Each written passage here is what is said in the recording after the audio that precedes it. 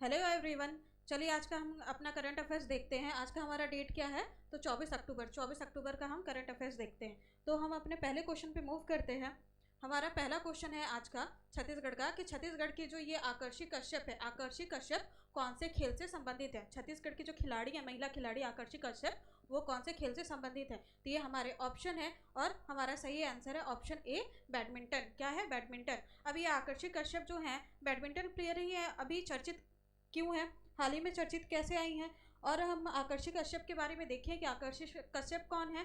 तो ये हमारे दुर्ग डिस्ट्रिक्ट से बिलोंग करती हैं। कहाँ से? दुर्ग डिस्ट्रिक्ट से। ठीक है, भिलाई दुर्ग छत्तीसगढ़ से बिलोंग करती हैं और इन्हें छत्तीसगढ़ सरकार द्वारा डीएसपी पद से सम्मानित भी किया गया है। डीएसपी कौन सा पद होता है? डिप्टी सुपरिटेंडेंट ऑफ पुलिस का पद होता है, वो सम्मानित किया गया है। खेलकूद, जब आप बेहतरीन खिलाड़ी होते हो और आप बेहतर प्रदर्शन करते हो तो राज्य सरकार द्वारा, अदर भी स्टेट हैं वो भी अपने यहाँ के खिलाड़ियों को सरकारी नौकरी में देते हैं और उन्हें पदोन्नत करते हैं। ठीक है, तो उन्हें डीएसपी पद से सम्मानित किया गया है छत्तीसगढ़ सरकार द्वारा। अब ये बोला जाए कि वो अभी हाल ही में चर्चित क्यों है, तो अभी जो चेक गणराज्य है, चेक गणराज्य यहाँ पे, ठीक है, चेक गणराज्य में चेक ओपन इंटरनेशनल चैलेंज बैडमिंटन प्रतियोगिता हुई है। वहाँ क्या हुआ है कि आकर्षी कश्यप को ब्रॉन्ज मेडल की प्राप्ति हुई है। क्या है? ब्रॉन्ज मेडल उन्होंने जीता है, कांस्य पदक की प्राप्ति हुई है, जो कि इस टूर्नामेंट में उनका प्रदर्शन भारत के लिए एक महत्वपूर्ण उपलब्धि है। क्या है? भारत के लिए एक महत्वपूर्ण उपलब्धि है। कहाँ हुआ है ये आयोजन? चेक गणराज्य में। क्या नाम है उस कॉम्पिटिशन का? तो चेक ओपन इंटरनेशनल चैलेंज। कहाँ? चेक गणराज्य में। और उन्हें कांस्य पदक किस में, कौन से प्रतियोगिता में प्राप्त हुआ है या किस वर्ग में? तो महिला एकल, वुमेन सिंगल वर्ग में प्राप्त हुआ है। ठीक है, तो कौन सा पद? कांस्य पदक, ब्रॉन्ज मेडल। ठीक है, किसमें? चेक ओपन इंटरनेशनल चैलेंज। और ये कौन से खेल से संबंधित है? तो बैडमिंटन खेल से संबंधित है। और कहाँ से बिलोंग करती है? तो दुर्ग डिस्ट्रिक्ट से बिलोंग करती है। हमारा नेक्स्ट क्वेश्चन है, हाल ही में चर्चित ऑपरेशन उपहार, कौन सा? ऑपरेशन उपहार अभियान किससे संबंधित है? ठीक है, ऑपरेशन उपहार की यहाँ पे बात की गई है। तो ऑपरेशन उपहार ये हमारे ये एक सामाजिक अभियान है। क्या है? सामाजिक सोशल अभियान है। ठीक है, और ये हमारे ऑप्शन है और ऑप्शन के अकॉर्डिंग हमारा आंसर होगा ऑप्शन डी, उपरोक्त सभी। क्या है? अपराध, नशाखोरी और अशिक्षा से संबंधित है। मेनली ये जांजगीर चांपा में जो हमारे पुलिस है, जांजगीर चांपा की पुलिस द्वारा ये अभियान चलाया जा रहा है, ऑपरेशन उपहार, और ये इन तीनों पे बेस्ड है। मेनली जो वहाँ के बच्चे हैं जो ड्रॉप आउट ले चुके हैं, स्कूल नहीं जाते, उनको वापस शिक्षा से जोड़ना और उनके कौशल में विकास करना ये लक्ष्य है। ये ऑपरेशन उपहार, कल हमने ऑपरेशन निश्चय के बारे में पढ़ा था, जो रायपुर पुलिस रेंज द्वारा संचालित किया जा रहा है, और वो किसके खिलाफ थी? तो नशे के खिलाफ थी। ठीक है, तो हम अब चलते हैं नेक्स्ट क्वेश्चन पे। हमारा नेक्स्ट क्वेश्चन है, जसपुर जिला में आयोजित एडवेंचर प्रोग्राम। एडवेंचर आपको पता होगा, एडवेंचर प्रोग्राम। ठीक है, जसपुर जम्बूरी 2025, जसपुर जम्बूरी 2025 आयोजित किया जाएगा। यहाँ पे वेयर लिखा है, ये वैन आएगा, मतलब कि कब आयोजित किया जाएगा, डेट पूछ रहा है यहाँ पे। तो ये हमारे ऑप्शन है और हमारा सही आंसर है ऑप्शन ए, 6 से 9 नवंबर 2025। कब? 2025 में आयोजित किया जाएगा, 6 से 9 नवंबर 2025। तो अगर किसी को एडवेंचर स्पोर्ट्स खेलने का होगा, एडवेंचर पसंद होगा, एडवेंचर करना, तो यहाँ जा सकता है। ठीक है, कहाँ जा सकता है? जसपुर डिस्ट्रिक्ट में जा सकता है। और कब से आयोजन किया जा रहा है? 6 से 9 नवंबर, 4 दिवसीय है, 4 दिन का है। ठीक है, 6 से 9 नवंबर 2025 में आयोजन किया जा रहा है। और आयोजन का क्या नाम है, कौन सा प्रोग्राम है? तो जसपुर जम्बूरी 2025। क्या है? जसपुर जम्बूरी 2025। अब अगर हम जसपुर जम्बूरी की बात करें कि क्या है, तो जसपुर जम्बूरी क्या है? एक रोमांच, एडवेंचरस, संस्कृति और परंपरागत का संगम होगा। वहाँ की परंपरा का, कहाँ का? जसपुर का। तो जसपुर में आप एडवेंचर कर पाओगे, वहाँ की जो संस्कृति होगी जसपुर डिस्ट्रिक्ट की, और आदिवासियों की जो संस्कृति होगी, वहाँ की जो परंपरा होगी, उससे आप अवगत हो पाओगे और उन सबका वहाँ पे वो मिक्सचर होगा। तो ये उसका लोगो हो जाएगा। ठीक है, और एडवेंचरस बोला जाए तो एडवेंचर, कौन कौन सा एडवेंचर वहाँ पे कराया जाएगा? तो आप क्या क्या कर पाओगे? तो हॉट एयर बैलून के बारे में आपने देखा होगा कि बड़ा सा बैलून होता है जो आसमान में उड़ता है, तो वहाँ पे हॉट एयर बैलून रहेगा। फिर पैरा मोटरिंग है जो वाटर से रिलेटेड है। ठीक है, इसके बाद ये फॉरेस्ट ट्रैकिंग है। फॉरेस्ट ट्रैकिंग आप सिर्फ आप बिलासपुर के दल्हा पहाड़ में, हालांकि वो माउंटेन ट्रैकिंग में आ जाता है, तो सिर्फ आप वहाँ नहीं, अब जसपुर में भी आप फॉरेस्ट ट्रैकिंग कर पाओगे। इसके बाद यहाँ पे गेजिंग आएगा। यहाँ पे गेमिंग लिखा है, ये गेजिंग होगा, स्टार गेजिंग। आप जब रात में आप चांद तारे देख सकते हो, ओपन स्काई रहेगा अच्छे से वहाँ पे, तो स्टार गेजिंग वगैरह है यहाँ पे, ठीक है। इसके बाद ये जो प्रोग्राम है वो किसके द्वारा संचालन किया जाएगा, तो जसपुर का जो प्रशासन है, जसपुर प्रशासन और छत्तीसगढ़ पर्यटन विभाग द्वारा मिलकर इसका संचालन किया जा रहा है। किसके द्वारा, जसपुर प्रशासन, क्योंकि जसपुर डिस्ट्रिक्ट में यह हो रहा है, जसपुर प्रशासन और छत्तीसगढ़ पर्यटन विभाग द्वारा, ठीक है। ये जसपुर जम्बूरी का आयोजन किया जा रहा है। इसके अलावा वहाँ पे क्या किया जाएगा, जब रात होती है तो आप बोन फायर वगैरह, जो बोन फायर प्रोग्राम होगा, और उस प्रोग्राम में क्या होगा कि वहाँ की जो आदिवासी लोक संस्कृति है, लोक नृत्य होगा, लोक गायन होगा। इसके बाद परंपरागत जो वहाँ के व्यंजन होते हैं, उन हस्तशिल्प है, वो ये सब भी आपको वहाँ पे देखने को मिलेगा। तो ये बहुत अच्छा मौका है, अगर कोई एडवेंचर करना पसंद करता होगा या घूमना फिरना पसंद करता होगा तो वो जा सकता है। इसके अलावा अगर उसका उद्देश्य देखें कि उद्देश्य क्या है ये सब करने का, तो जसपुर को या छत्तीसगढ़ को एडवेंचर स्पोर्ट बनाने का, पर्यटन स्थल बनाने का। इसके अलावा ये सब जब प्रोग्राम होगा वहाँ पे लोग जाएंगे तो वहाँ के लोगों को रोजगार मिलेगा, महिला उद्यमिता को बढ़ावा मिलेगा, तो ये सब उसका उद्देश्य है। अब अगर हम चले हमारे नेक्स्ट क्वेश्चन में, तो हमारा नेक्स्ट क्वेश्चन है रायगढ़ में कहाँ इको पार्क और इको टूरिज्म स्थल के रूप में विकसित किया जाएगा। कौन सी डिस्ट्रिक्ट की बात किया जा रहा है, तो यहाँ पे रायगढ़ डिस्ट्रिक्ट की, किसकी, रायगढ़ डिस्ट्रिक्ट की बात की जा रही है। तो रायगढ़ में ऐसा कौन सा स्थान है जहाँ इको पार्क और इको टूरिज्म स्थल बनाया जा रहा है या विकसित किया जा रहा है, तो ये हमारे ऑप्शन है और हमारा सही आंसर है गजमार पहाड़। तो एक तो ये भी हो जाता है कि गजमार पहाड़ कहाँ है, तो रायगढ़ डिस्ट्रिक्ट में है। इसके अलावा ये जो तीनों ऑप्शन आप देख रहे हैं ये भी हमारे रायगढ़ डिस्ट्रिक्ट में ही लोकेटेड है। सिंगनपुर गुफा बहुत फेमस है, ये प्रागैतिहासिक कालिक का हमारा स्थल है। कबरा पहाड़ मध्य पछाड़ काल से संबंधित है। केलो बांध भी वहीं केलो नदी पर है, कहाँ, रायगढ़ डिस्ट्रिक्ट में, ठीक। तो इसका सही आंसर क्या होगा, गजमार पहाड़ को विकसित किया जा रहा है इको पार्क और इको टूरिज्म स्थल के रूप में। वहाँ पे पार्क वगैरह बनाया जाएगा और भी कुछ कुछ चीज़ें रहेंगी ताकि वहाँ पे लोग जा सके, पर्यटन सैलानी वहाँ जा सके, ठीक है। हमारा पांचवा क्वेश्चन है जो कि नेशनल लेवल का है, राष्ट्रीय स्तर का। तो हमारा पांचवा क्वेश्चन है देश के 53वें, ठीक है, 53 नंबर के सीजीआई नहीं कि chief justice of India, Bharat के मुख्य न्यायाधीश, सुप्रीम कोर्ट के जो जज होते हैं वो चीफ जस्टिस ऑफ इंडिया कौन होंगे, ठीक है, कौन होंगे। तो ये हमारे ऑप्शन है और हमारा सही आंसर है जस्टिस सूर्यकांत। कौन है, जस्टिस सूर्यकांत। अगर हम बात करें यहाँ पे ये 53वें नंबर के हैं, तो अगर हम देखें कि 51, 52 और 53 नंबर के कौन कौन है, तो 53 नंबर के हम कौन से देखें, कौन हो गए, जस्टिस सूर्यकांत। 52 नंबर के कौन है, तो BR गवई, कौन है, ये 52 नंबर के हैं, ठीक है, ये 53 नंबर के हैं। और DI चंद्रचूड़ कौन थे, 50वें नंबर के थे। तो 91 नंबर के कौन है, तो संजीव खन्ना, ठीक है, संजीव खन्ना। संजीव खन्ना के बाद कौन है, हमारे BR गवई। BR गवई के बाद अब कौन आएगा, तो जस्टिस सूर्यकांत, ठीक है। जस्टिस सूर्यकांत की नियुक्ति अभी की जानी बाकी है। जो हमारी ये VR गवई है, जो हमारे वर्तमान मुख्य न्यायाधीश हैं, इनका रिटायरमेंट कब है, नवंबर में है। तो नवंबर के बाद ये अपना पदभार संभालेंगे। अब देखें कि जजेस की नियुक्ति कैसे की जाती है, चीफ जस्टिस ऑफ इंडिया की नियुक्ति कैसे की जाती है। तो नियुक्ति प्रक्रिया देखें तो ये कौन से अनुच्छेद में, हमारे संविधान के भाग 5 के अनुच्छेद 124(2) में बताया गया है जजेस की नियुक्ति के बारे में, उसकी प्रक्रिया के बारे में किया गया है। और ये प्रक्रिया क्या है, तो जो केंद्रीय कानून मंत्री होता है, वर्तमान केंद्रीय कानून मंत्री जो होंगे वो CGI से सलाह मांगेंगे कि आप बताओ आपका उत्तराधिकारी कौन होगा।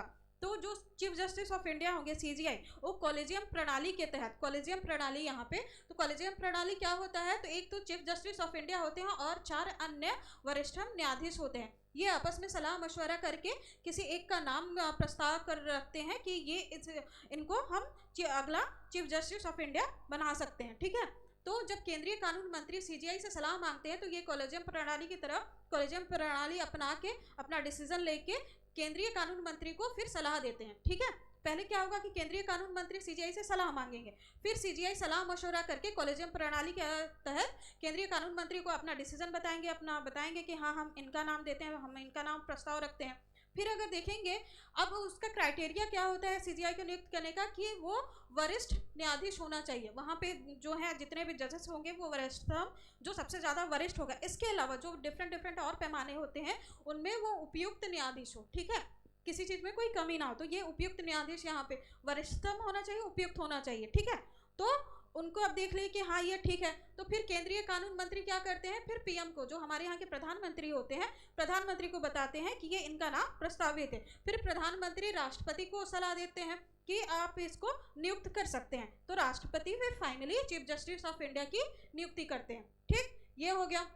अब अगर कार्यकाल की बात करें तो बी आर गवाई अभी कब रिटायर्ड होने वाले हैं, तो नवंबर में रिटायर्ड होने वाले। इसके बाद कौन आएगा, तो जस्टिस सूर्यकांत, और उनका कार्यकाल कब तक होगा, तो 2027 तक के लिए होगा। कब तक के लिए, 2027 तक के लिए। तो ये हो गया, ठीक है, प्रोसीजर। और ये अनुच्छेद याद रखिएगा, कौन सा अनुच्छेद, 124(2), ठीक है, भाग 5 में है, इसका वर्णन किया गया है। ठीक है, तो ये चीफ जस्टिस ऑफ इंडिया के नियुक्ति से रिलेटेड है। और कौन होंगे 53वें, तो जस्टिस क्या था, सूर्यकांत। ठीक है, हाँ, जस्टिस सूर्यकांत। चलिए अब नेक्स्ट क्वेश्चन पे जाते हैं।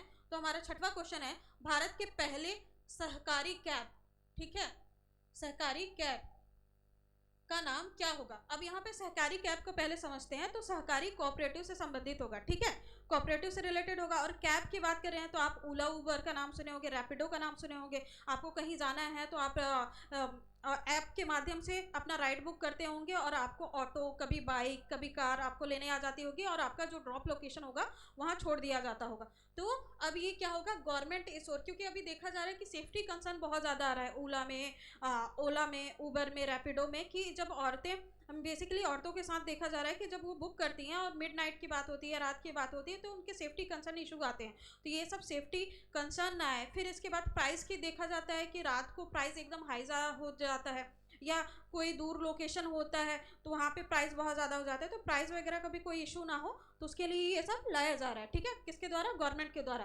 तो अगर हम बात करें कि फर्स्ट सहकारी कैब कौन सा होगा और उसका नाम क्या होगा, तो ये हमारे ऑप्शन है, और इसका सही आंसर होगा भारत टैक्सी। क्या है, भारत टैक्सी।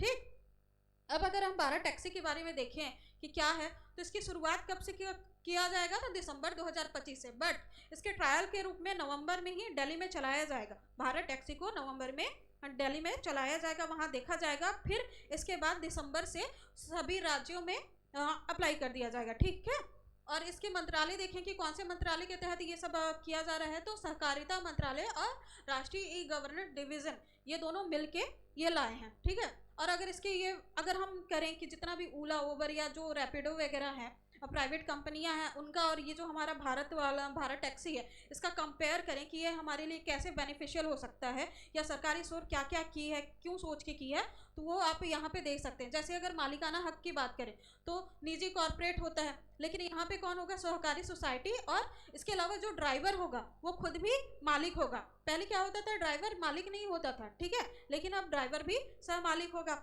ठीक है, इसके अलावा कमीशन की बात करें तो आप जब राइड बुक करते थे तो उस राइड का जितना भी अमाउंट होता था उसका पर्टिकुलर कुछ हिस्सा किसको चला जाता था, जो कंपनी है वहाँ चला जाता था। बट यहाँ पे आपको गवर्नमेंट को 0% कमीशन देना होगा। इसके अलावा यहाँ पे सदस्यता शुल्क की बात की गई है। तो सदस्यता शुल्क क्या है कि आपको मंथली या साप्ताहिक या फिर वार्षिक रूप में एक मिनिमम चार्जेस होगा, आप वही मिनिमम चार्जेस आपको गवर्नमेंट को पे करना पड़ेगा। ठीक है, इसके बाद प्राइसिंग की बात करें तो जैसे ये ओला, उबर या रैपिडो वगैरह है, डायनामिक से बोलने से क्या मतलब है, जैसे मैं आपको बताई कि रात को इनका प्राइस एकदम हाई हो जाता है, या अर्ली मॉर्निंग में इनका प्राइस हाई होता है, मतलब ये घटाते बढ़ाते रहते हैं, इनका स्टेबल नहीं होता। तो वो चीज़ यहाँ पे नहीं दिखेगा, यहाँ पे स्थिर होगा और पारदर्शी दरें होंगी। ठीक है, पारदर्शी से मतलब कि जितना आपका दूरी होगा उस हिसाब से, ऐसा नहीं होगा कि आप थोड़े से दूर पे जा रहे हो और आपको 100 रुपये चार्जेस लगे। ठीक है, इसके बाद ये इंसेंटिव की बात की है, कंपनी टारगेट आधारित, यहाँ पे बोनस लाभ, सहकारी बोनस लाभांश पे होगा। सुरक्षा देखा जाए तो ऐप के जो फीचर्स होते हैं उसी से रिलेटेड है। ठीक है, ऐप पे जो है आप वहाँ पे कंप्लेन करोगे, इसमें बहुत ज़्यादा सिक्योरिटी कंसर्न अभी आ रहा है, लेकिन भारत टैक्सी के साथ ये नहीं होगा। क्यों, क्योंकि ये पुलिस थाने के साथ इंटीग्रेटेड होगी। यहाँ पे ग्रेटेड आएगा, इंटीग्रेटेड यानी कि एकीकृत होगी, तो पुलिस थाने वालों को पता होगा कि कहाँ पे क्या है, कैसा है। ठीक है, इसके बाद डिस्ट्रेस बटन होगा कि अगर कहीं भी कुछ सिक्योरिटी कंसर्न आता है तो आप बटन प्रेस कर सकते हो, तो उससे पुलिस वालों को पता चल जाएगा आपका लोकेशन वगैरह, ताकि आपकी सुरक्षा सही रहे। ठीक है, आपको सहायता मिल सके सही समय पर। इसका विस्तार देखें तो बाजार आधारित होगा, और इसका क्या है, सहकारी ग्रामीण फोकस होगा। ठीक है, ताकि लोगों को रोजगार मिल सके, वो आर्थिक रूप से समृद्ध हो सके। अब अगर बात करें कि इससे ड्राइवरों को क्या फ़ायदा होगा, भाई हम एज अ ट्रैवलर अगर मैं हूँ तो मुझे तो पता चल गया कि मेरी सिक्योरिटी वगैरह सही है, प्राइस वगैरह सब सही होगा, प्राइस बढ़ेंगे नहीं, एक मिनिमम रहेगा, ठीक है। लेकिन ड्राइवरों को क्या फ़ायदा होगा, तो राइड की 100% कमाई किसको होगा, मैंने अभी यही बताया कि कमीशन नहीं देना पड़ेगा, वो 100% कमाई उन्हीं की होगी, ठीक है। फिर सिर्फ दैनिक, साप्ताहिक या मासिक शुल्क देना होगा, जो कि बहुत ही मिनिमल प्राइस होगा, सामान्य रहेगा, ठीक है। और सर्विस कैसे ले सकते हैं, तो ऐप के माध्यम से ही होगा। भारत टैक्सी को एक ओला उबर ही जैसे होगा, जो नवंबर में ऐप स्टोर से आप डाउनलोड कर सकेंगे। और ये ऐप की खासियत क्या होगी, हिंदी, गुजराती, मराठी और अंग्रेजी, ये 4 लैंग्वेज में अवेलेबल होगा, हिंदी, गुजराती, मराठी और इंग्लिश में, ठीक है। हमारे नेक्स्ट क्वेश्चन पे चलते हैं। तो हमारा नेक्स्ट क्वेश्चन है ग्लोबल फॉरेस्ट रिसोर्सेज असेसमेंट 2025 क्या है, ग्लोबल फॉरेस्ट रिसोर्स असेसमेंट के अनुसार कुल वन क्षेत्र के मामले में भारत की वैश्विक रैंक क्या है, ठीक है। तो ये जो है, पहले तो इसी की बात कर लेते हैं कि ये जो फॉरेस्ट रिसोर्स असेसमेंट है ये है क्या, ठीक है, या करता क्या है। तो ये क्या करता है कि ग्लोबल लेवल पे, वैश्विक लेवल पे सभी देश का देखता है कि उनके पास कितना वन का, फॉरेस्ट का रिसोर्सेस है, कितना रिसोर्सेस अवेलेबल है, इसके अलावा वन एरिया का कितना विस्तार हुआ है, ये इसका काम होता है, ठीक है। और ये एक रिपोर्ट है, और ये रिपोर्ट कौन करता है, तो इसके बारे में मैं आपको आगे बताऊंगी। अगर अभी रैंक की बात करें कि भारत का रैंक कौन सा है, तो ये हमारे ऑप्शन है, और इसका सही आंसर होगा ऑप्शन बी, 9th रैंक है। पहले 10वां रैंक था, जब पिछली रिपोर्ट आई थी तो उसमें 10वां रैंक था, अभी कौन सा रैंक है, तो 9वां रैंक है। अब अगर हम इस रिपोर्ट की बात करें, जो हमारा फॉरेस्ट रिसोर्सेज असेसमेंट रिपोर्ट है, तो कौन जारी करता है, तो फूड एंड एग्रीकल्चर ऑर्गेनाइजेशन, ठीक है, FAO। ये इसके बारे में हम पेपर 7 में भी पढ़ते हैं, पेपर 7 के पार्ट 2 में। तो ये हमारे लिए मेंस के लिए, CGPSC मेंस के लिए इंपॉर्टेंट हो जाता है, ठीक है। और इसके अगर संगठन की बात करें कि इसकी स्थापना कब हुई थी, तो 16 अक्टूबर 1945 में। कब, 16 अक्टूबर 1945 में की गई थी। ये ऑर्गेनाइजेशन, ये यूनाइटेड नेशन की एक एजेंसी है। अब अगर जो रिपोर्ट हम बात कर रहे हैं, रिपोर्ट कब से जारी कर रहा है ये, 1948 में इसका गठन हुआ, 1945 में इसका गठन हुआ, और 1948 से ये रिपोर्ट जारी कर रहा है, ठीक है। और उसमें क्या है, हमारा अभी रैंक 9वां रैंक है, ठीक। तो ये बता चुकी, फॉरेस्ट एरिया, फॉरेस्ट रिसोर्सेज को एनालाइज करता है, बताता है कि कितना एरिया घटा, कितना बढ़ा, आपके पास कितना रिसोर्स अवेलेबल है। इसके बाद हम ये स्पेसिफिक देखें FAO के बारे में, तो बता चुकी आपको कि यूनाइटेड नेशन, संयुक्त राष्ट्र की एक एजेंसी है, ठीक है। ये वर्क काम क्या करता है, तो हंगर को कम करना एवं फूड सिक्योरिटी को बढ़ावा देना। अब हंगर, फूड सिक्योरिटी तो खाद्य सुरक्षा को बढ़ावा देना इसका काम है, देखना कि सभी को जो खाद्य सामग्री है सबको मिल रहा है कि नहीं है, वहाँ पे हंगर की क्या स्थिति है सभी देशों में, तो ये देखना इसका काम है। और हंगर को कम करना, कहीं पे अगर भूखमरी ज़्यादा है तो कैसे कम किया जा सकता है, फूड सिक्योरिटी को वहाँ कैसे बढ़ाया जा सकता है, ये उस पर काम करता है। फॉर्मेशन में आपको बता चुकी कि कब इस्टेब्लिश हुआ है, तो 16 अक्टूबर 1945 को। कब, 16 अक्टूबर 1945 को। हेडक्वार्टर की बात करें तो हेडक्वार्टर कहाँ है, रोम में है।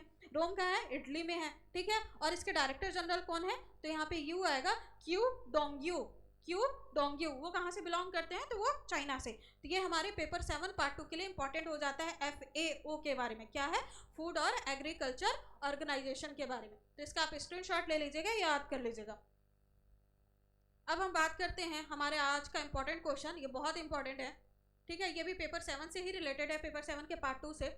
संयुक्त राष्ट्र दिवस कब मनाया जाता है, यूनाइटेड नेशन डे, ठीक है, यूनाइटेड नेशन डे। अभी हमने क्या देखा, फूड एंड एग्रीकल्चर ऑर्गेनाइजेशन था, वो क्या था, यूनाइटेड नेशन की ही एजेंसी थी। अब यहाँ पे यूनाइटेड नेशन की बात की गई है कि यूनाइटेड नेशन डे हम कब मनाते हैं, तो आज ही के दिन मनाते हैं। ऑप्शन बी होगा 24 अक्टूबर को। क्या है, 24 अक्टूबर को, ठीक।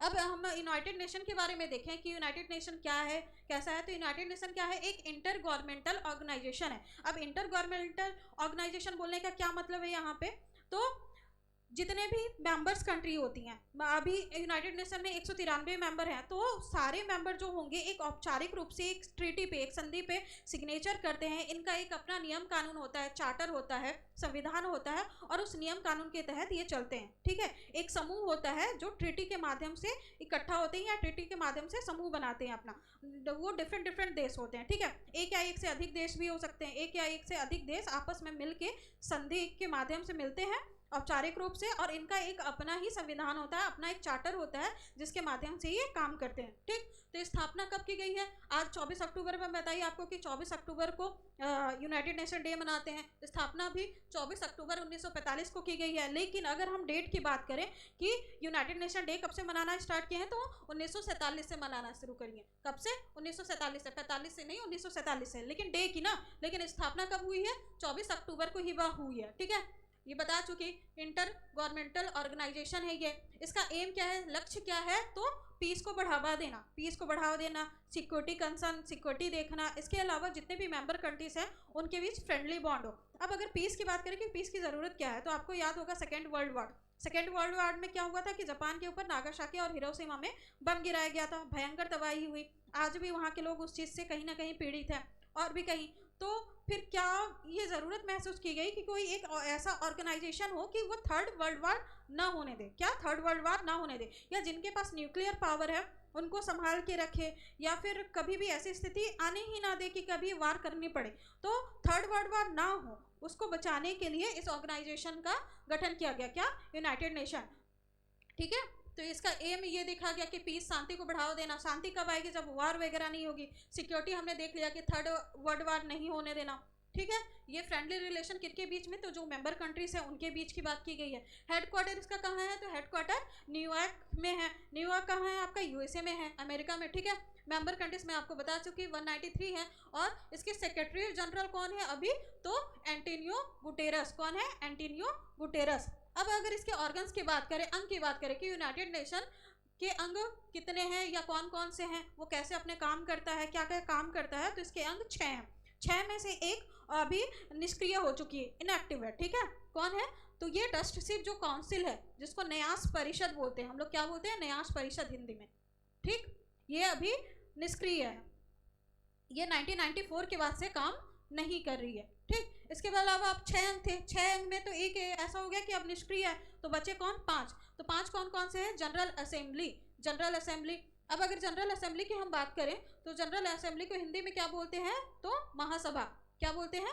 महासभा। ठीक है, अब महासभा नाम से ही क्लियर है कि यहाँ पे बैठकों का आयोजन किया जाता है। तो जितने भी मेंबर कंट्रीज हैं, जितने भी आपके मेंबर कंट्रीज हैं, उनके वहाँ पे प्रतिनिधि जाते हैं, बैठकों का आयोजन किया जाता है, और जितने भी इंपॉर्टेंट मुद्दे होते हैं वहाँ पे डिसीजन लिया जाता है। कहाँ किया जाता है? जनरल असेंबली में। इसके बाद अगर मैं सिक्योरिटी काउंसिल की बात करूँ, ठीक है, सिक्योरिटी काउंसिल की बात करूँ तो ये क्या है? इसका हिंदी में नाम देखेंगे तो सुरक्षा परिषद। क्या बोला जाएगा? सुरक्षा परिषद। ठीक है, ये बहुत इंपॉर्टेंट है सिक्योरिटी काउंसिल के बारे में। सिक्योरिटी काउंसिल की और महत्वपूर्ण बातें देखें तो नाम तो हमने देख लिया कि हिंदी में क्या बोलेंगे? सुरक्षा परिषद। इसमें पूरे 193 मेंबर्स नहीं होते, इसमें 5 और 10 ऐसे बटा होता है। 5 स्थायी सदस्य होते हैं और 10 अस्थायी सदस्य होते हैं। ये 5 स्थायी सदस्य क्या हो, कौन कौन है अभी? तो यूएसए है, यूके है, मतलब कि अमेरिका, ब्रिटेन, फ्रांस, चाइना, और कौन एक छूटा?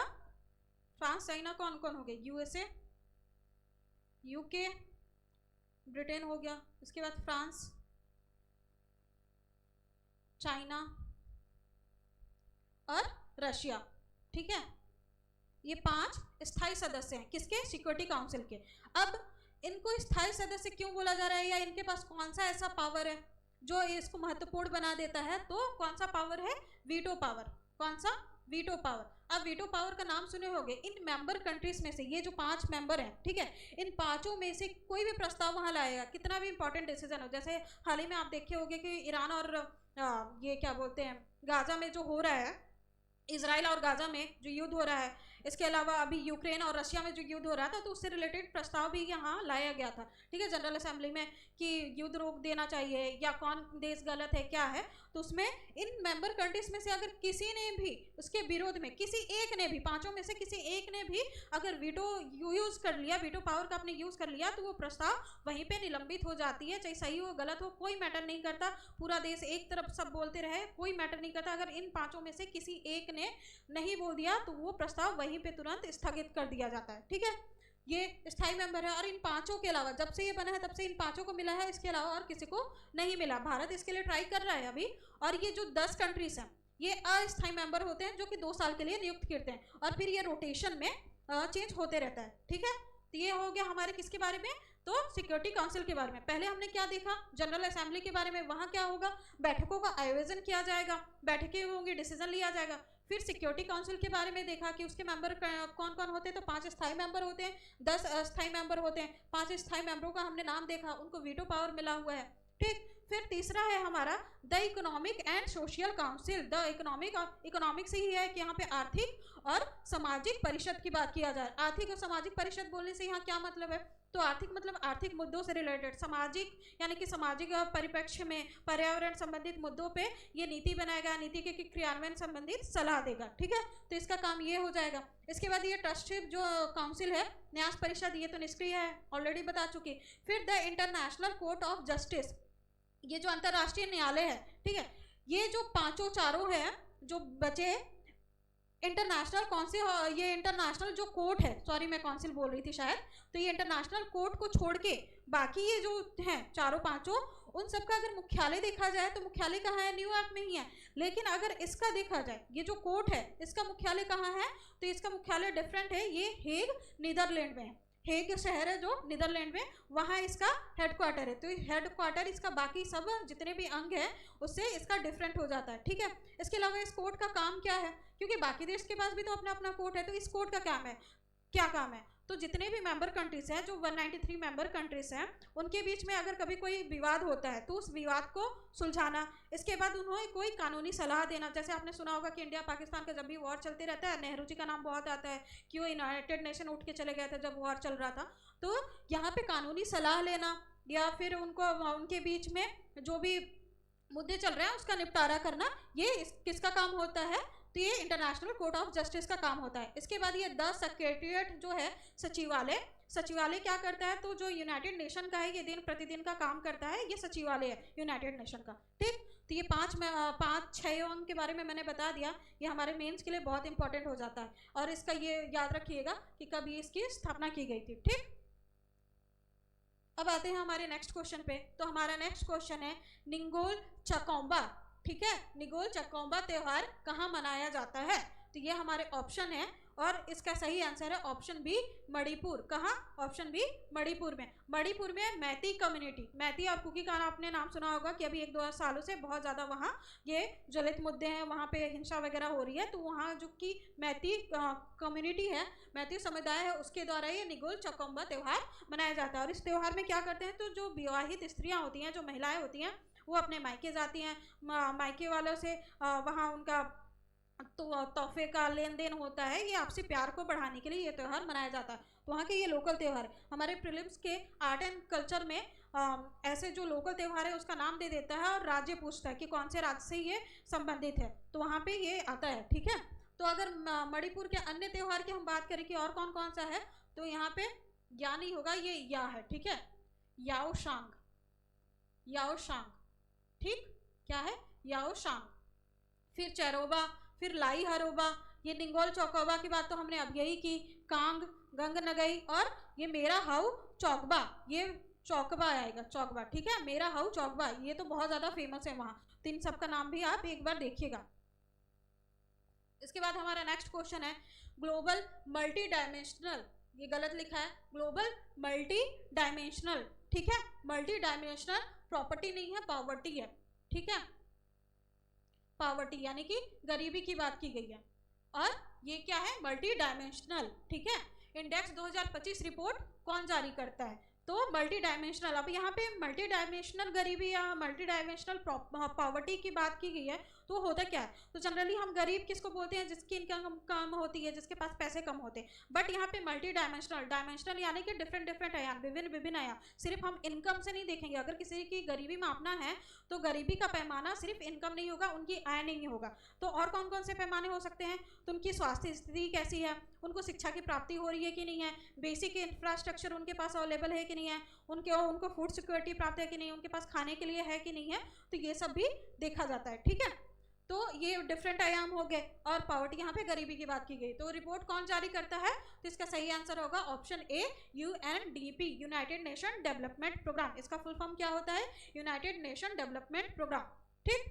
अब अगर हम आगे बात करें इसके बारे में, मल्टी डायमेंशनल, ठीक है, मल्टी डायमेंशनल पॉवर्टी इंडेक्स के बारे में बात करें तो जारीकर्ता मैं बता चुकी यूनाइटेड नेशन डेवलपमेंट प्रोग्राम, और उसके साथ कौन आता है, Oxford poverty and human development initiative, ये दोनों मिलके ये लाते हैं, ठीक है, ये जो इंडेक्स है। इसके बाद ये इंडेक्स कब से जारी किया जा रहा है, तो 2010 से जारी किया जा रहा है। कब से, 2010 से। अब यूएनडीपी की बात करें तो यूएनडीपी के बारे में बात करें तो ये क्या है, ये भी यूनाइटेड नेशन की एक एजेंसी है, और इसकी स्थापना कब की गई है, तो 22 नवंबर 1965 में। कब से की गई है, 22 नवंबर 1965 में। और इसका काम क्या क्या है, तो इसका काम है पॉवर्टी यानी कि गरीबी को खत्म करना। इसका काम क्या है, पॉवर्टी, गरीबी को खत्म करना। वहाँ पे हमने एफएओ के बारे में देखा था, तो एफएओ का काम क्या था, फूड सिक्योरिटी को बढ़ाना, हंगर को, भूखमरी को कम करना, और यहाँ पे ये किसको कम कर रहा है, तो गरीबी को कम कर रहा है, ठीक है।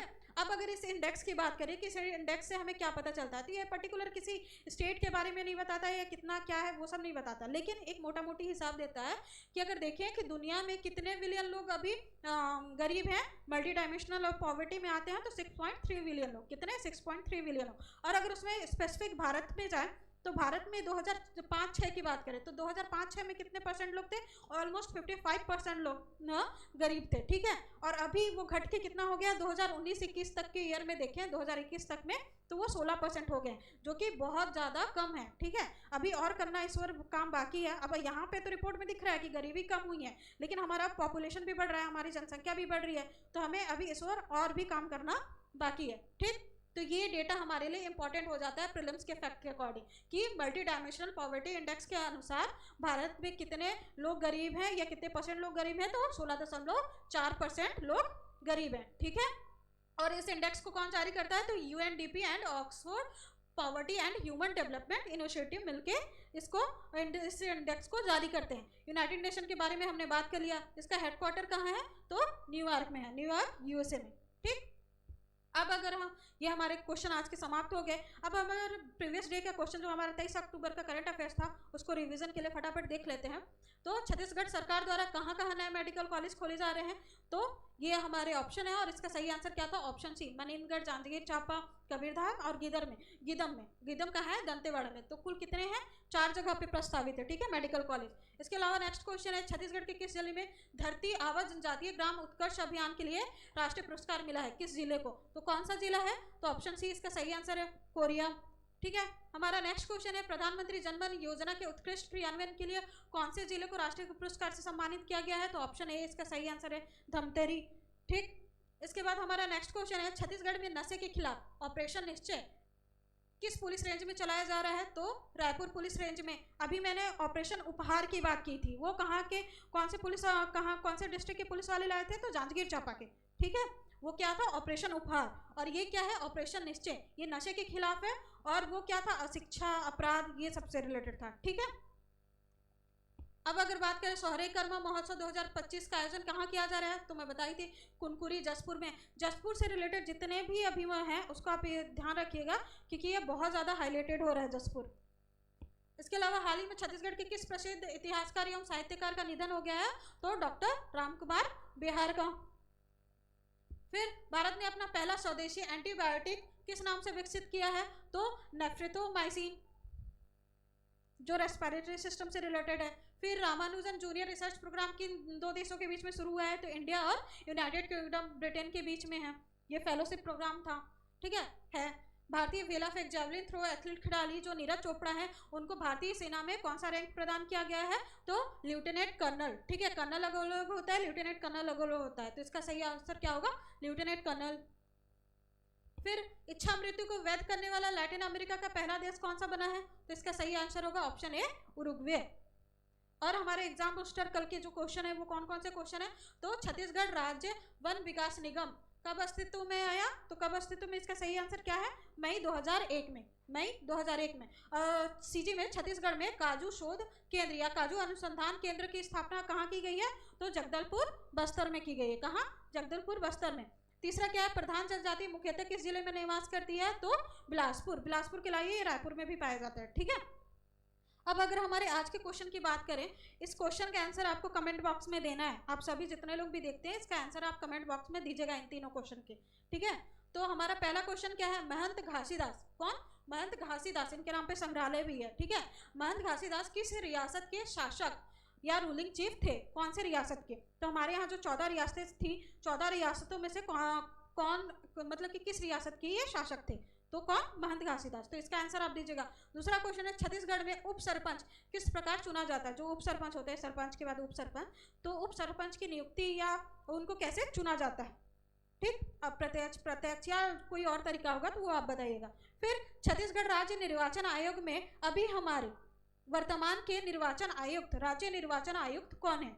छत्तीसगढ़ निर्वाचन आयोग में राज्य के निर्वाचन वर्तमान आयुक्त कौन है? ठीक है, तो इन तीनों क्वेश्चन का आंसर आप कमेंट बॉक्स में दीजिएगा। मिलते हैं हमारे नेक्स्ट सेशन में। आज का सेशन यहीं खत्म करते हैं, ठीक है। चलिए, थैंक यू।